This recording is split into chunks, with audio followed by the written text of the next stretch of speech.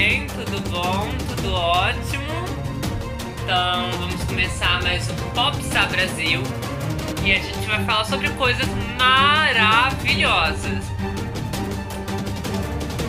A gente nasce num mundo, né, onde as pessoas querem o quê? Elas querem imitar as outras. Então, aí o que elas fazem? Elas mudam de rosto, ela melhora o nariz, ela põe implante, ela, sei lá, ela põe até botox. Mas assim, você sabe que a gente não nasceu pra ser cópia do outro. Mas tem gente que assim não entende que ser natural é normal. O que não é normal é você querer ser uma coisa que você não é. Então assim, a sósia da Anitta pegou, queria fazer sucesso no lugar da Anitta. E eu concordo com a Anitta porque olha só, ser educada todo mundo é, mas ninguém é bobo.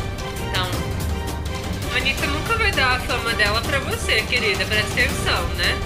Então, o que eu quero dizer pra vocês é não se iludir. Você pode ser um artista, você pode imitar o artista, você pode falar igual o artista, mas você não é obrigado a querer roubar o posto de alguém.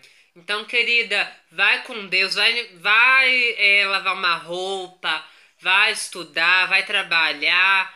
E queria dizer pra vocês, quem pode, pode, quem não pode, se sacode. Adoguei!